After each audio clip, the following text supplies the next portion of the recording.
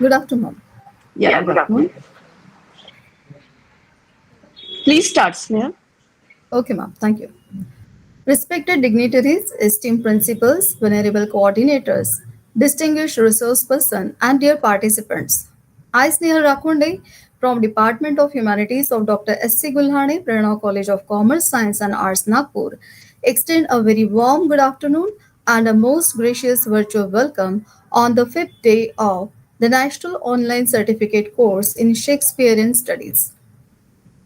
It is indeed a privilege to convene in this literary conclave organized with an exemplary dedication by the Shakespeare Society of Central India in collaboration with the departments of English of Dr. S.C. Gulhane, Prerna College of Commerce, Science and Arts, Nagpur, Santaji Mahavidyalaya, Nagpur, HISLOP College, Nagpur, J.M. Patel Arts, Commerce and Science College, Bhandara, and Dr. Madhukarrao Wasnik, P.W.S. Arts, Commerce and Science College, Nagpur. This course aims to illuminate the multifaceted genius of William Shakespeare, offering participants an opportunity to engage with his timeless works through a contemporary post colonial lens. Before we immerse ourselves in today's session, it is my honor to introduce the luminaries whose vision and guidance have made this intellectual journey possible are Dr. Tapti Dey Madam, the President Shakespeare Society of Central India, whose unwavering commitment of literature and or in literature and scholarship serves and as an inspiration to all. Dr. Usha Sakure Madam, the Secretary, Shakespeare Society of Central India, and the Principal of Manohar Kamri Mahavidyalaya Nagpur, whose leadership has enriched literary discourse in the region. The organizers of this distinguished certificate course are Dr. Urmila Dabir Madam, former chairperson of the Board of Studies in English, RTM Nagpur University, Nagpur, and presently the principal of Dr. S.C. Gulhane, Prerna College of Commerce, Science and Arts, Nagpur. Dr. Priya Vanzari Madam, the Principal Santaji Mahavidyalaya Nagpur, Dr. Prashant Shirke Sir, the Principal HISLOP College Nagpur, Dr. Pradeep Peshram Sir, the Principal J.M. Patel Arts, Commerce and Science College Bhandara, and Dr. Pradnya Bagde Madam, the Principal Dr. Madhukarrao Vastik P.W.S Arts, Commerce and Science College Nagpur. The program coordinators whose meticulous efforts have shaped this course include Dr. Karthik Panikar Sir, Dr. Malti Panga Madam, Dr. Nihal Sheikh Sir, and Dr. Sudesh Bhaute Sir. Dear all, today's session is a deep dive into post-colonial Shakespeare, an exploration of how Shakespeare's canon resonates in post-colonial context, interrogates histories of power and dialogue with culture shaped by empire. This is a study not merely of text but of the enduring ways in which Shakespeare continues to inform, challenge, and illuminate contemporary literary landscapes. Well, to guide us through this rich and layered terrain, we are privileged to have with us an eminent scholar whose work reflects a rare blend of depth, clarity, and critical brilliance. It is my privilege and pleasure to invite and introduce Professor Dilip Chauhan sir, Senior Professor and the Director of the School of Language, Literature and Culture Studies, also the Director of the International Students Center at SRTM University Nanded, and an eminent scholar with a distinguished specialization in sociolinguistics. Such scholarships span English, Marathi, and Hindi literature, and his contributions, such as Language Politics Under Colonialism and the Oxford Compact Marathi English Dictionary, have shaped contemporary discourse on language, culture, and pedagogy. With his vast experience and nuanced understanding, he is uniquely positioned to illuminate today's theme. Sir, we are honored to have you with us today. On behalf of the all cluster colleges, we offer you a warm and gracious welcome. Well, without further delay, we warmly invite you to lead us into this insightful session. Over to you, sir. Thank you. I must thank all the organizers together for coming together and holding this kind of a course. This is really something that was needed for Maharashtra. We are here in this university, tried to organize sort of a seminar on how Shakespeare was received in Marathi, but we could not make it. But hope that in future we do something in this regard, because um, in Maharashtra we find a lot of history of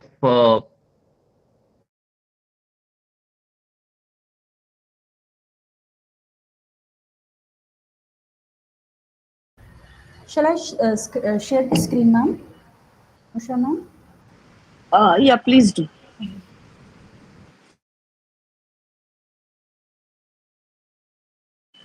Dilip sir, you are not audible.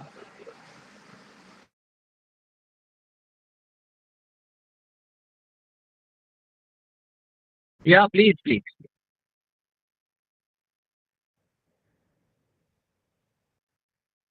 Uh, I did not speak. Shall I start? Yes, I sir, will please start go ahead. once I see the screen. Okay, fine. Thank you. Yeah, yeah. Can you all read? Yeah. Can you all read these slides? Can you all read these slides? Yes, sir, yes. Yeah. So I am thankful to you all for organizing this certificate course through online mode, so people like us also could join from distant places. As I was trying to tell you, that this was something that was really urgently needed, because the Shakespearean scholarship in Maharashtra is dying. I don't know whether you agree to this view, but Aniket Zavre passed away many years ago. Then Professor uh, one professor from Dr. Babasaheb Ambedkar Marathwada University, Ravindra Kimbawune, also passed away.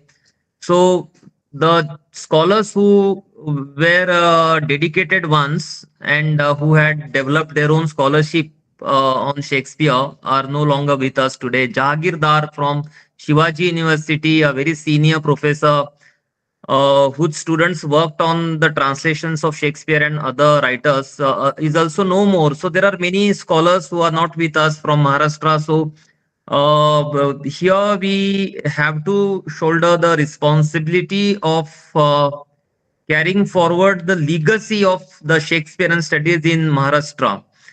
I was trying to tell you that we tried to organize a seminar. Am I audible to you?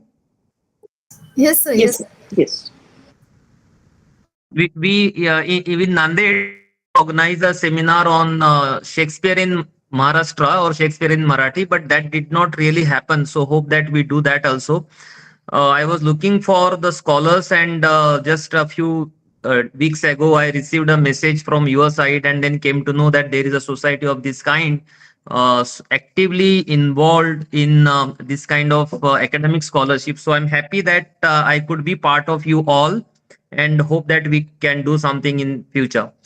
I decided to speak on post-colonial Shakespeare, something that has been very well explored by the scholars, because we know that post-colonialism was a very dominant kind of discipline or ideology in the academics after the 1990s, with the publication of some of the books, such as uh, some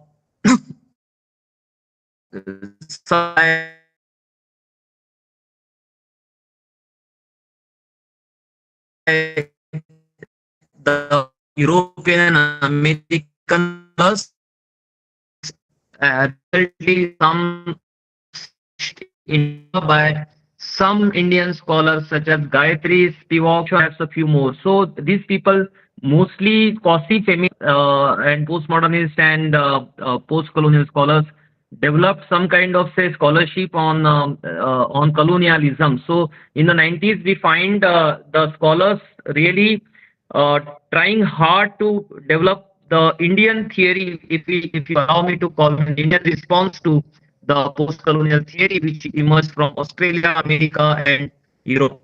Can we please move to the next slide? Yeah, thank you.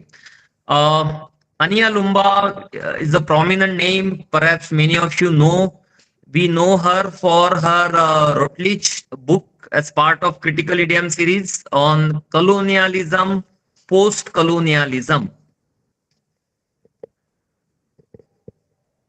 A book perhaps which should be an essential reading for any student of literature.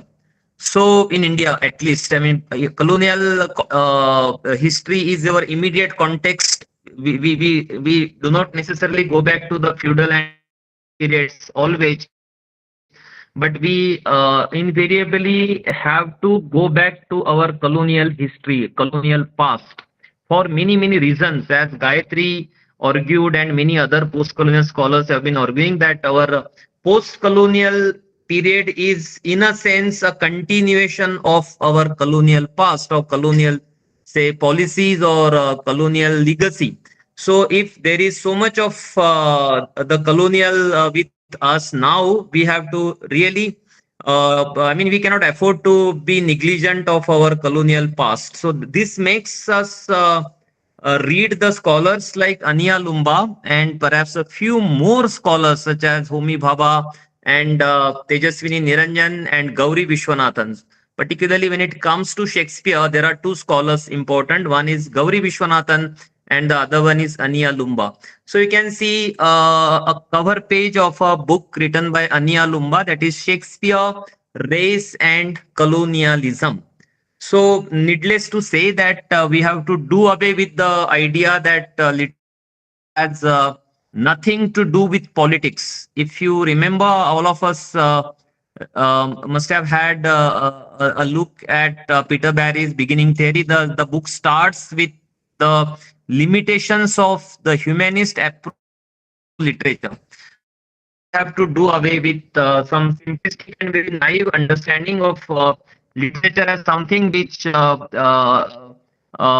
has nothing to do with politics or power as such. So one has to have really a very sophisticated and very nuanced approach on any writer for that matter, whoever the writer is and howsoever dear the writer is to us. So this really will make us have a more critical outlook on any writer for that matter. When it comes to Shakespeare, it becomes even more significant primarily because Shakespeare is a towering figure in the literary circles, and Shakespeare is with us perhaps as much as the Ramayana or the Mahabharata or any other cultural text for that matter is. At least for a person like me who has undergone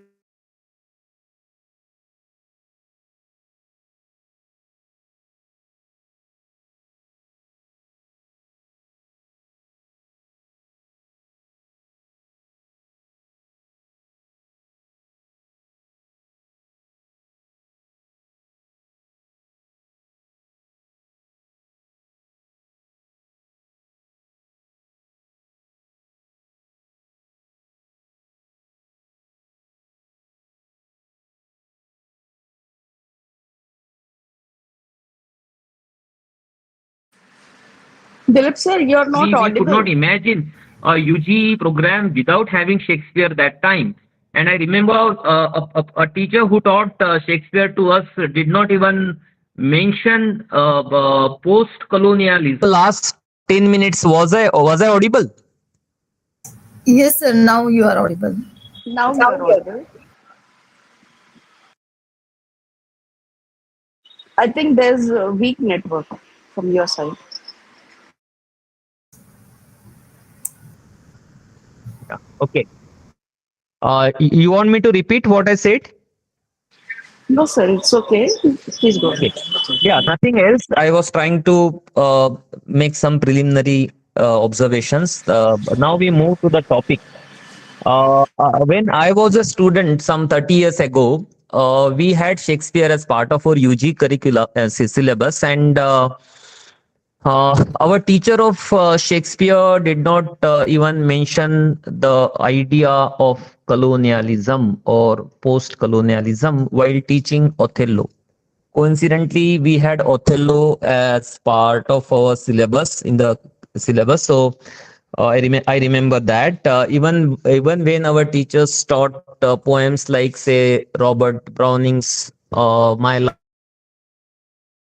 Last Duchess or John Keats's La Belle Damsel's Mercy. I remember none of the teachers, though I was admitted to a very renowned leading college in Maharashtra. But I remember the teacher did not, perhaps could not mention feminism or any idea pertaining to feminism in the class. So that was how the scholarship and the way teaching used to take place some 3 decades ago in even in the leading institutions in India. But this is no longer a case now.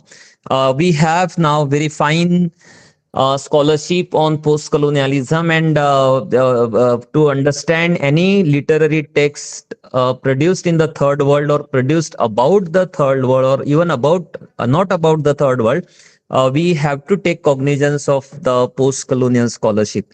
I made a mention of some of the scholars such as Gayatri Chakravarti's Spivak, Homi Bhabha, Gauri Vishwanathan, Tejaswini Niranjan, and most importantly, Ania Lumba, so far as Shakespeare is concerned, because Lumba had 2 books, one colonialism and post colonialism, and the other one Shakespeare, Race and Colonialism. Now, can you hear me all, please? Please once again tell me. Yeah, yes, sir. Yes, yes. Yes, sir. Very clear. Very clear. Thank you, ma'am. Thank you. Now, can you move to the next slide, please? Yeah, this is a wonderful article. I request all of you to have a look at this. Some of you might have had a look at it, of course, but if there are students, please. Shakespeare in India by Dr. Joseph Koipalli. There are now studies required as to how Shakespeare was received. For example, in Bengal, where there is a very fine scholarship available now. But so far as Maharashtra is concerned, not much is available. I wanted to show the cover page of a book in Marathi, but somehow I could not do that. Shakespeareच्या Pradeshat. This is the book which was first published in the year 1964. That perhaps was the time when first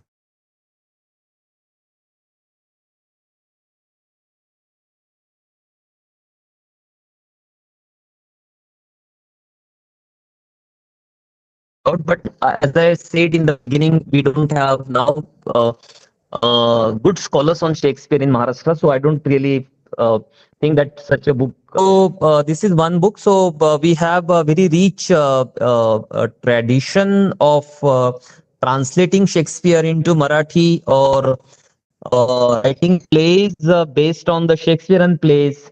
One of the most popular plays in Marathi, that is Nata Samrat, was based on Shakespeare's King Lear. So one can see how the best plays in dominant Indian languages were indirectly borrowed from Shakespeare.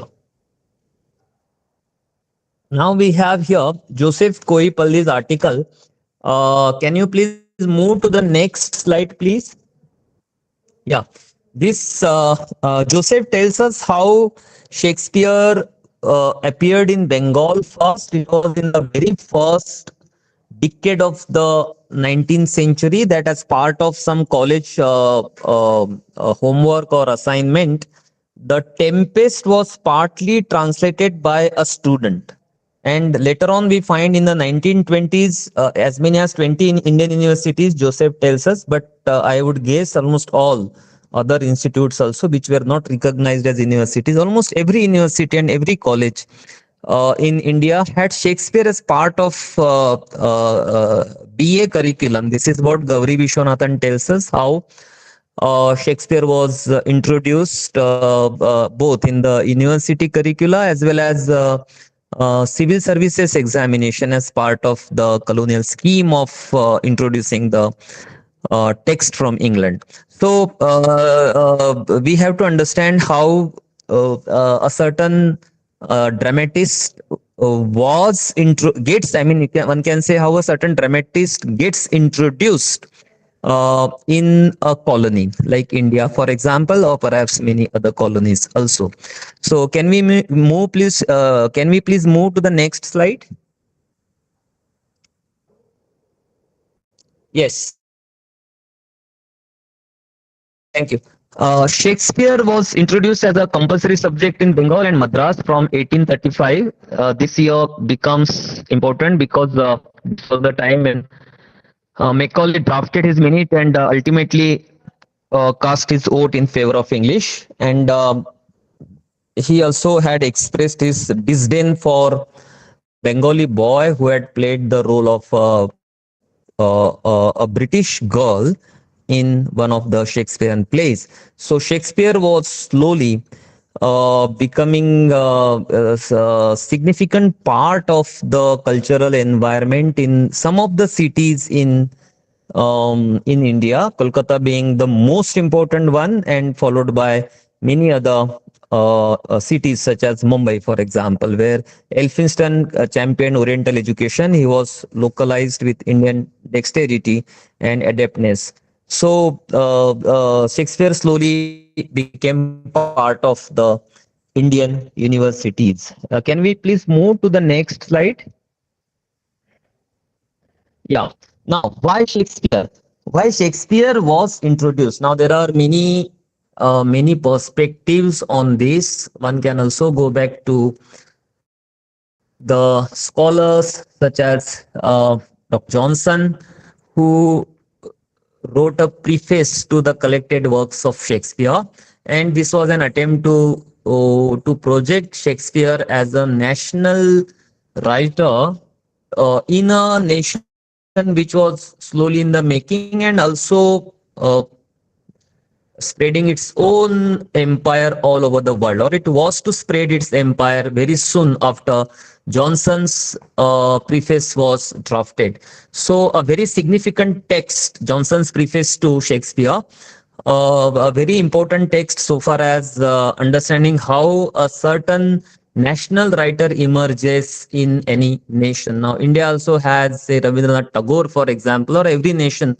has officially declared or assumed kind of, say, national writer. So Shakespeare emerged as a national writer, and Johnson had in a sense rationalized Shakespeare as a universal writer, though he pointed out some of the limitations of Shakespeare as a writer. But despite that all, Shakespeare was projected as a writer who would be relevant to the entire humanity. Now, this kind of an argument certainly had its echo in the colonies such as India, where Shakespeare was introduced. So here, for example, William Miller emphasized character building as the purpose of teaching Shakespeare. Now, we know today that we can no longer believe that any kind of, say, writer necessarily promotes the idea of universal humanity. Rather than imposing this kind of greatness on the writer, we do now believe that writers need to be addressed. I mean, their works need to be addressed more critically so as to have a better understanding of such writers as such. So Joseph's article makes a lot of sense to all of us, and for understanding uh, how ideas get circulated in any nation, for that matter, one has to look at Shakespeare as a representative writer, and see how a writer such as Shakespeare is received in a colony such as India.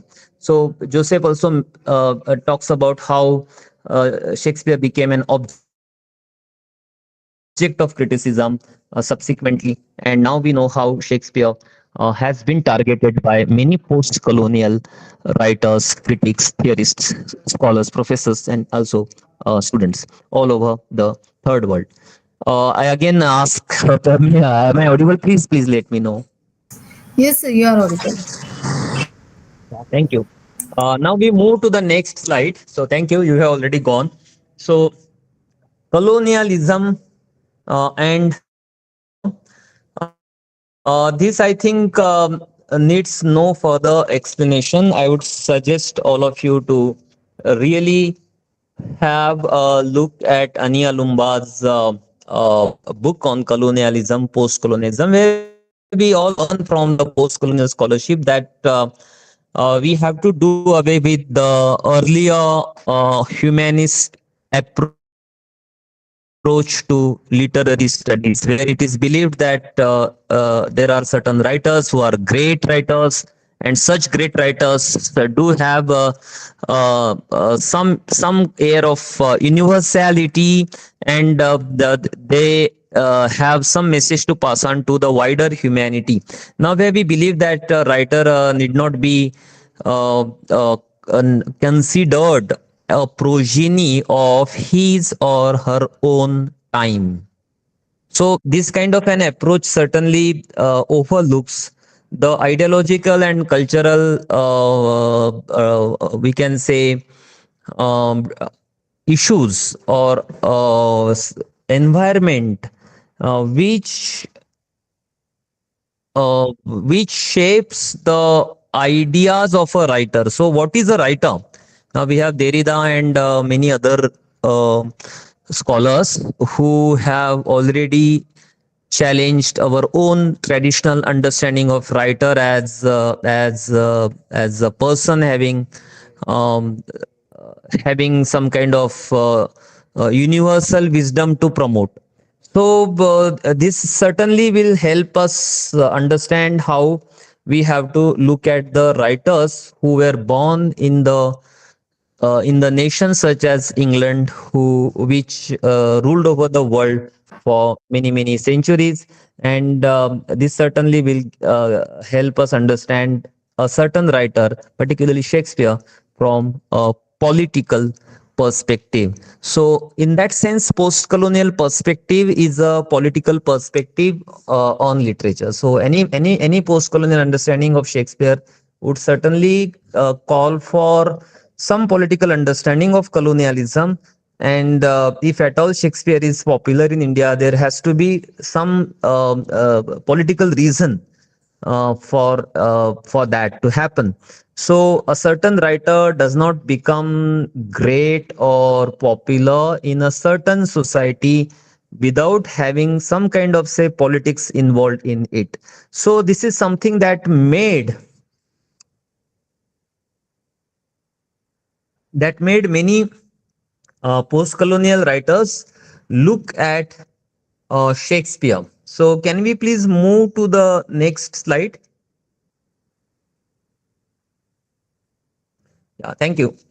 Now, there are now two perspectives on Shakespeare in India. One, of course, is a nationalist or post-colonial perspective, which obviously looks at the arrival of Shakespeare in India as part of colonial ideology. And on the other hand, we have scholars all over the world, including in Africa, who argue that it is through Shakespeare that many new ideas could be disseminated in the colonies, and the teaching of Shakespeare in a country like South Africa or Nigeria or India, for that example, ultimately proved to be counterproductive, primarily because through Shakespeare, people could learn many new things, new ideas, because of the wisdom that the Shakespearean plays carry, because of some positive message that the Shakespearean plays had to pass on to its audience, to their audience. So this made many scholars look at the Shakespearean writings as a source of challenging the power, challenging, say, the tyrannical rule, for example. So, Tagore, for example, or we have Arvind Ghosh, and Shakespeare influenced Gandhi, Shakespeare influenced Nehru, and many other writers. So, even in the 19th century, we find the scholars referring to Shakespeare, but only occasionally. So, in the first half of the 20th century, we find Shakespeare becoming part of the politico-cultural discourse in India. So, there are two perspectives that one should not forget. There is not just a single post-colonial perspective. There is other perspective also, where Shakespeare's contribution to the development of nationalism or certain kind of certain variety of modernity is not overlooked.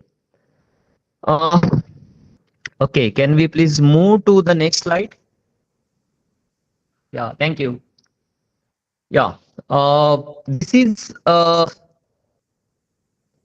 this is a quotation. This is an extract from one of the essays written by Carlyle, and the essay was published almost 200 years ago from now, or at least 180 years ago from now. So I read: if I had to choose between all the Indian and colonial possessions that ever belonged to us and the works of Shakespeare, I would say keep your Indian empire or do not keep it, but let us have Shakespeare.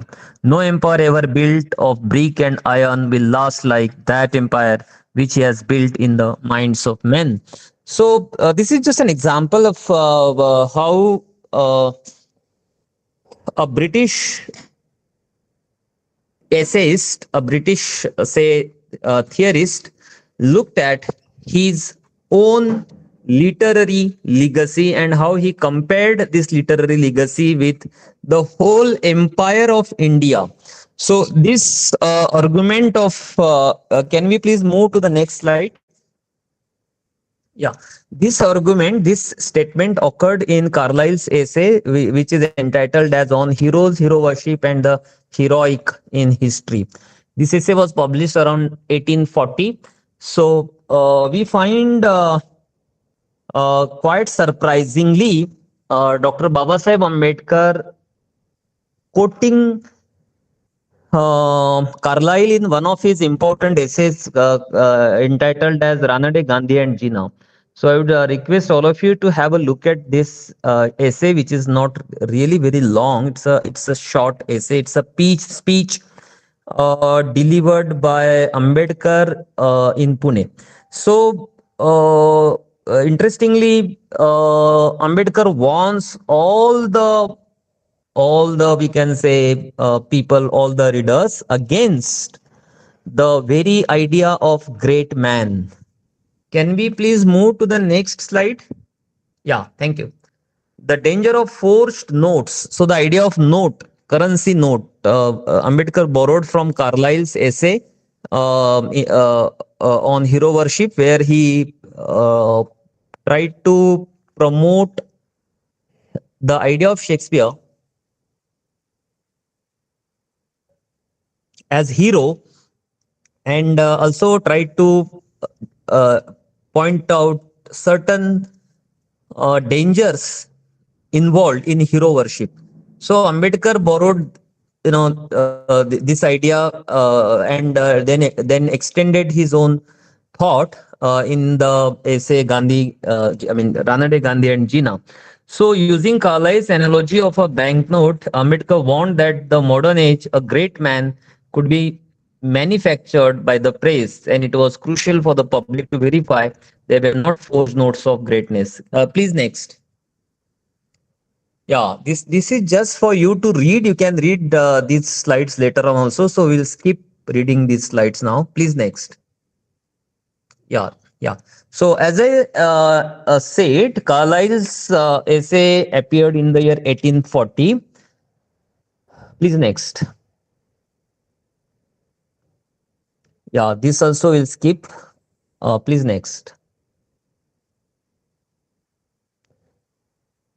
Yeah. Next. Yes, thank you, thank you. So, so here, Carlyle argues that Shakespeare's contribution to English language and culture is a permanent legacy that presupposes the transient nature of political power, such as the Indian Empire. So, as I try to explain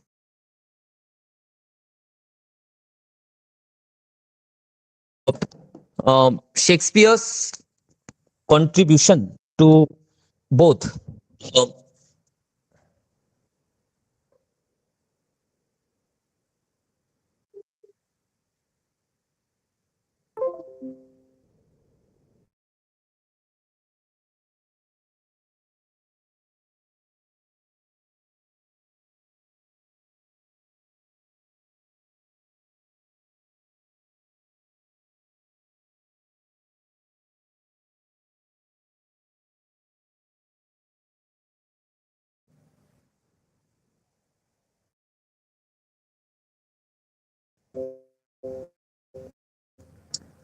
am I audible now?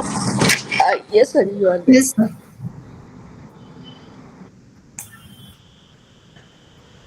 I'm sorry, I was out of the group. Uh, okay. So Shakespeare was both criticized by the post-colonial scholars, but also admired by some scholars for really contributing to some new ideas in the colonies. So, in the same fashion, we find Carlyle's remark on Shakespeare and his comparison of Shakespeare with the Indian Empire also received mixed response in the world of theory. And we find that there is a permanent legacy that surpasses the transient nature of political power, such as the Indian Empire. So, I mean, there is a criticism also where we find Carlyle really looking at Shakespeare as greater than the whole of the Indian Empire or the British. But any kind of position that one may take, but one has to be cautious because Carlyle himself was against the idea of hero worship. He was also highly critical of the very idea of looking at the material wealth that Britain was gathering through colonial exploitation, and that was happening at the cost of becoming so oblivious of one's own cultural heritage. So this is something that Carlyle was arguing for. So taking any position either in support of Carlyle or in against Carlyle is really very risky. One has to be really very careful while looking at any criticism of Shakespeare. Can we please move to the next?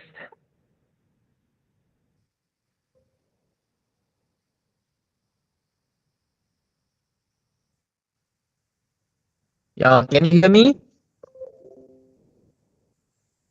Yes, sir. Yes. Okay. Thank you. Yeah. Thank you. Thank you. Now, Thomas Carlyle, who argued that Shakespeare was more enduring and essential to English identity than the British Empire, stating that if forced to choose, the British would have to say Indian Empire or no Indian Empire. We cannot do without Shakespeare. So Carlyle, okay, I think I explained this. So please next. Thank you. Now here we have to see how the European writers looked at India as a colony, and from various sources, we do learn that there were many travelogues written by many writers in the 18th century and also in the 19th century. They were travelers from Portugal, France, and most importantly England. And there are now scholars who inform us, who tell us that many of the travelogues were mixed with fictional and cultural filters. So, how did the British writers look at India? How did they imagine India as a society, as a nation, is something that really made the post-colonial scholars understand the way the British started imagining India as the other. And here we have yeah, can you please move to the next? Yeah. Here we learn from Lumba that there were many writers right in the 17th century who had started referring to the Orient, who had started referring to India or sometimes Africa as the other, as if it was, say, the other side of Europe.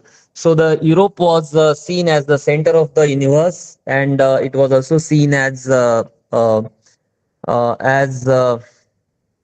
opposed to the non-European societies.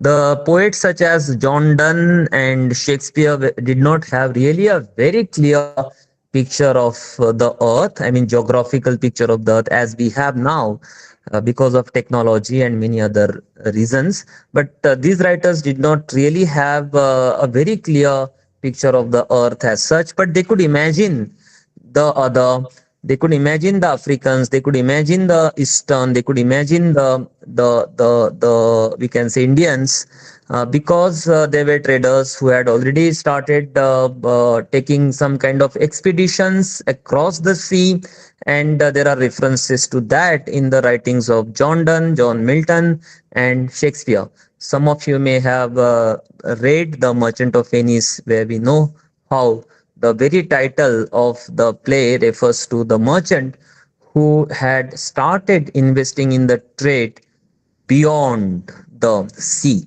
So, yeah, I mean, they had their own views about the other. They had started developing their own views about the other world, and this is evident in one of the poems by John Donne, where he uh, calls himself the the other side of compass which keeps rotating, and his beloved is the fixed kind of, say, leg which is fixed.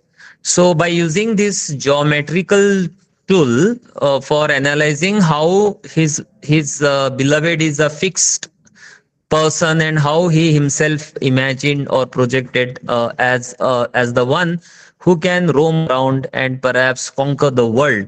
So this way of very strange way of locating parallels and using what we otherwise called a metaphysical conceit is a very sexualized and politicized example itself. So post-colonialism really makes us look at a poem which otherwise is seen as a love poem, or a play which otherwise is seen as a tragedy, or a history play, or a romance by Shakespeare. I mean, from a political perspective. So, a play such as Othello, or a play such as The Tempest, or The Merchant of Venice, or King Lear, for example. So, we need to understand how these texts are to be seen essentially as political texts. So, Ania Lumba has very beautifully discussed John Donne's poem in her book, where she tells us how the poet imagined himself as a lover, but also as a colonizer, and the beloved's body is seen as a colony. So, very strange, interpretation, but still convincing. So, please move to the next. Yeah. So we have to see how literature constructs European self. I would like you to have a look at provincializing Europe. So, I mean, it is all understood that the colony was shaped by the colonizers, but we also have to see how the European society was shaped or influenced by the colonies. So their own understanding of the colonies certainly shaped their own understanding of Europe, their own understanding of themselves. So any kind of say attempt to glorify one's own self was primarily based on looking down upon others. So this made many colonial writers look down upon the people, the societies living in the colonies. Um, Lumba tells us how long before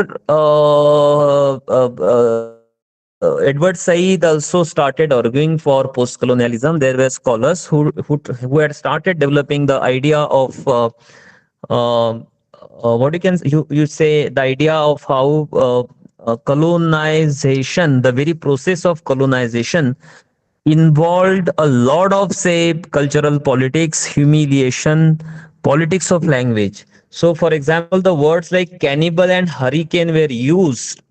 I mean, these words were borrowed from the American tribal societies, and they were given new meaning in English and perhaps many other European languages. And these words also, in a sense, contributed to solidify colonial ideology. So she tells us how, for example, the idea of storm in the tempest ultimately has a lot of political meaning, and the idea of cannibal also in the tempest, how the ideas were borrowed from the groups which were called as savages, and how these ideas were transformed to be able to serve the colonial interests by the colonial writers. So the Tempest is a very good example to understand how the writers such as Shakespeare uh, partly were I mean they could not escape the influence of such a kind of colonial ideology. Can we please move to the next?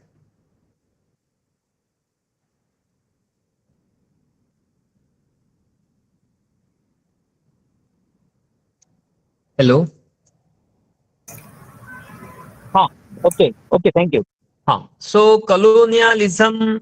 I mean, to understand the colonial influence on Shakespeare, we have to look at two plays most importantly. Otherwise, I mean, even otherwise, you can discuss some other plays.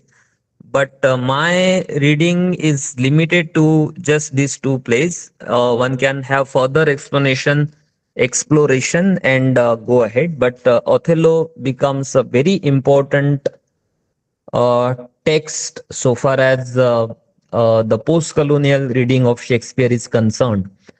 All of us know the story here. Othello was a Moor, was black, and he fell in love with Desdemona, and it's a tragedy. Ultimately, we find the play ending in some kind of say tragic death of Desdemona. So it's not a death; it's a murder, it's a killing, and Othello kills Desdemona. So this kind of an ending, which was very unlikely, we don't find in any other tragedies protagonist killing his daughter or wife or beloved, but here in Othello it happens.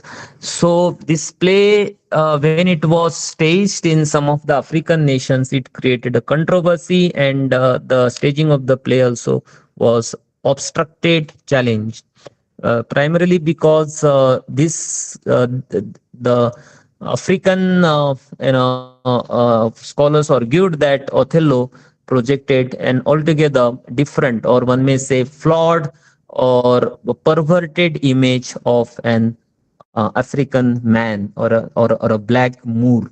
So Othello exemplifies how a certain text is essentially not just an outcome of the writer's intelligence or a writer's creative energy, but it also is an outcome of the political ideologies that the writer has to share invariably in any age, in any society for that matter. So this play, both the plays inspire both colonial and anti-colonial interpretations, and European literature shaped by cross-cultural interaction and colonial history, something that we have to look at. So can we please move to the next slide? Yeah.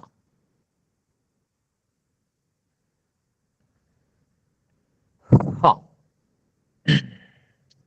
Okay, so the question of gender also comes in because when it comes to the black characters, we find sometimes the black toning very violent in case of Othello and also again the Tempest. This is a problem how the idea of rape was dealt with in the Tempest, and how the idea of suspicion and ultimately killing of Desdemona is handled by the writer in Othello. So, can we move, please? Huh.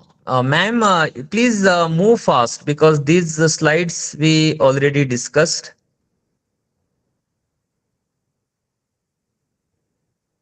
Yeah, please.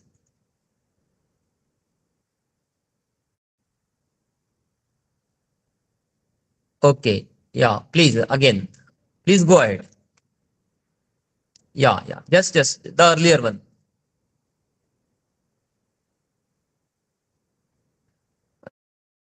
The one. Yeah, please. Yeah, thank you. Huh.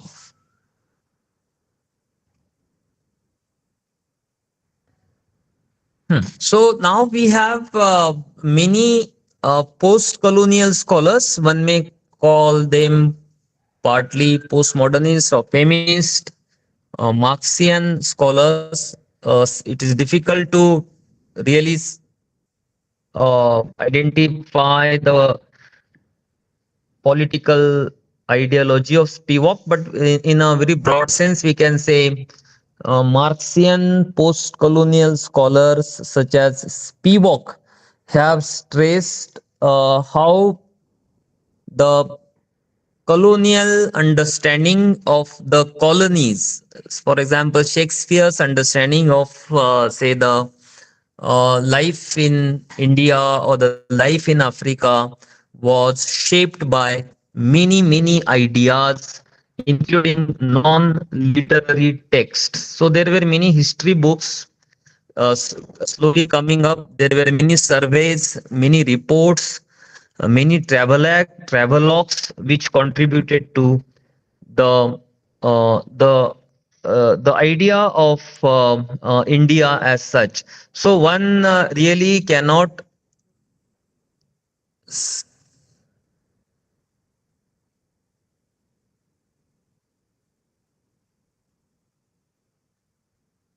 something has happened. I think we don't see the slide. Something else has appeared. Yes, sir. She's working on it.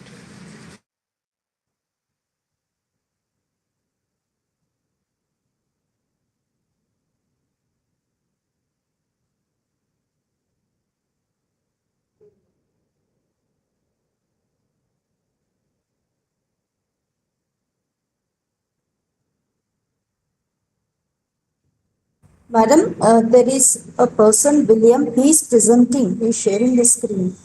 So perhaps, Vasudha ma'am asked Pragati to handle it. yeah. William, are you Ma'am, there in the, William, sir? William, just stop the screen share. I request William to please stop sharing the screen. Ma'am, he already stopped the screen.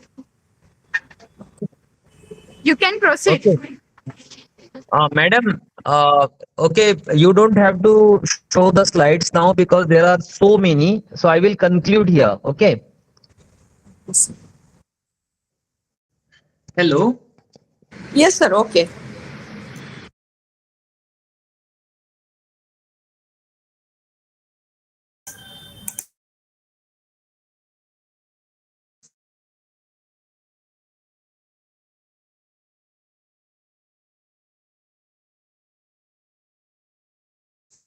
Yeah, can you hear me?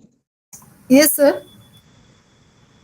When I put my handset, I mean, I may not be audible, so I have to hold it close like this and close my camera also. Uh, okay, so yeah, I will conclude. Here, Othello is a significant example discussed by many scholars, including the Indian scholars such as Ania Lumba and Gauri Vishwanathan. So, this is where we understand how Othello, as a central character in Shakespeare's this tragedy called Othello, remained an outsider to the environment and ultimately failed. So the failure of the protagonist to establish himself as a political leader and also as a caring husband or a caring, say, a man, created some kind of criticism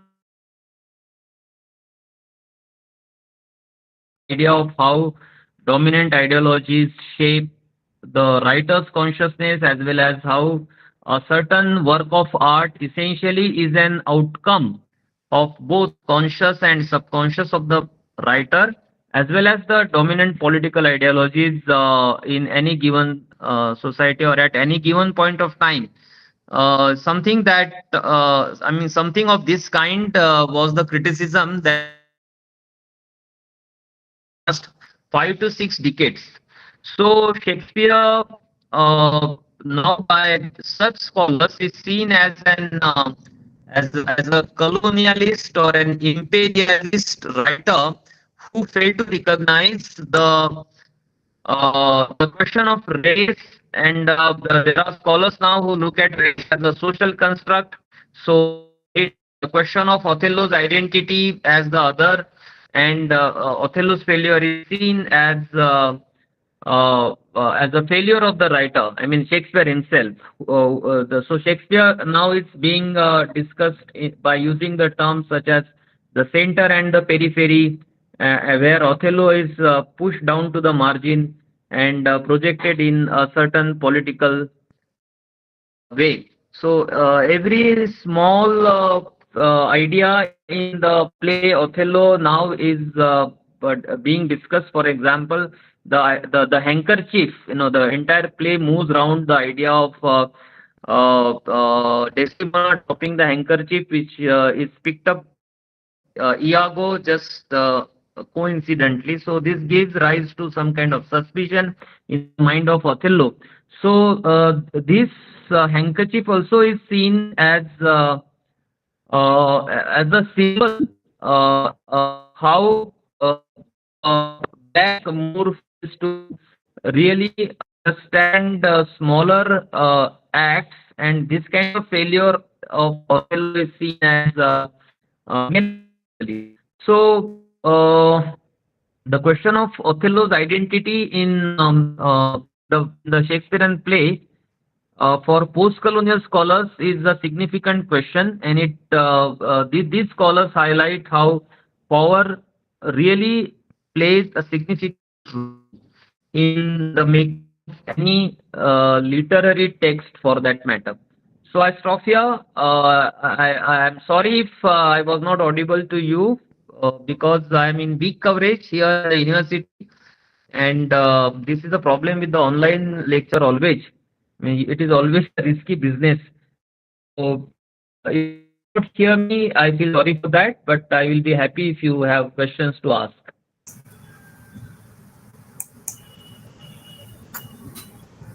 Thank you so much, sir, for your insightful and enriching presentation. We are truly grateful for the clarity and depth you have contributed to today's theme. Well, dear participants, the forum is now open for questions and reflections. You may voice them directly or gently place them in the chat box.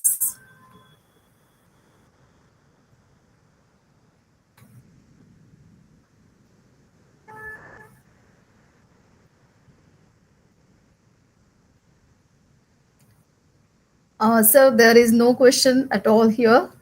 So I think I should move. Okay. Okay. Okay, fine. As we reflect on Professor Chavhansa's presentation on post-colonial Shakespeare, we are reminded of how profoundly Shakespeare's works continue to converse with histories of colonial encounter, cultural negotiation, and the contemporary realities informed by historical colonization. Such exploration of power, identity, resistance, and reinterpretation has illuminated the many ways in which Shakespeare's texts are continually reimagined across post colonial landscapes.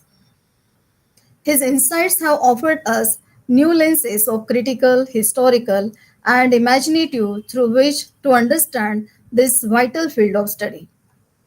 With this enriching perspective in mind, we now proceed to conclude today's session with formal vote of thanks. On behalf of the organizers, I extend our heartfelt thanks to everyone who has contributed to making today's session a resounding success. Thanks to Professor Dilip Chauhan sir for his illuminating lecture and for sharing his immense scholarly wisdom with us. Thanks to the President, the Secretary, Principals, and coordinators of all participating institutions for their vision, guidance, and wholehearted support. Thanks to all our enthusiastic participants whose curiosity, engagement, and thoughtful reflection have made this session a true celebration of Shakespearean scholarships. As we bring day 5 to a contemplative close, let us carry with us the wisdom of the bard. Ignorance is the curse of God. Knowledge is the wing wherewith we fly to heaven. With this, dear all, we look forward to your participation in the remaining session of the course. Till then, let us read deeply, question boldly, and imagine generously, allowing Shakespeare's timeless words to continue to inspire our minds and hearts. Well, with the permission of Chair, I declare that the session is over. Once again, thank you, everyone. Have a nice day.